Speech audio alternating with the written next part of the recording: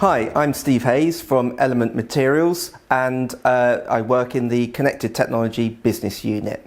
I wanted just to take a few moments of your time just to pick up on some of the questions that we're getting back about some of the new regulations that are coming forward in terms of product compliance for both Europe and North America, and specifically on cybersecurity.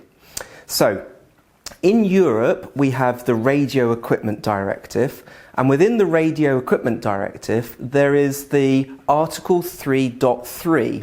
There's various different subparts to that, but specifically there is one on cybersecurity itself. That's just been enacted in terms of a new delegated act being published. That was published in 2022, and the plan is that it becomes a mandatory requirement for certain radio devices to comply with this cybersecurity requirement from 2024 onwards. So, what's involved with cybersecurity and what's the point in it? Well, simply that we need to protect people's data and privacy, and therefore anything that's connected to the internet, either directly or indirectly, needs to make sure that there's a cybersecurity assessment that's being performed. There aren't actually any harmonised standards yet that manufacturers can test to, but there is a document that ETSI have published a couple of years ago called EN 303645. And you could probably think of it as almost a generic ambition or design goal in terms of what manufacturers need to do. ETSI themselves are working on a number of new documents that build on 6045 and give more detailed and specific guidance as to how you comply with this legal requirement within the Delegated Act itself.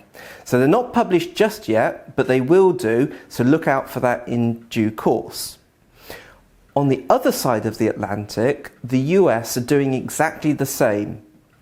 The regulatory framework clearly is different, and under the Biden administration, they've published an executive order that essentially mandates cybersecurity for some of these devices as well.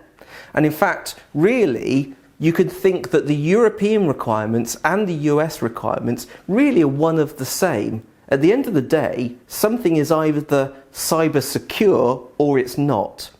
So these things, although they come from different regulatory regimes, actually, if you comply with one, you're largely going to comply with the other. So watch out for that over the next months and couple of years as the documents get published, as the deadline looms, and you as a manufacturer need to do something about it. We continue our regular technical talks, updates, myself and Michael Darby, my colleague, where we produce regular videos where we're talking about these things, and we'll make sure to keep you updated as these things progress. So thanks for tuning in. Look forward to seeing you next time. Thank you.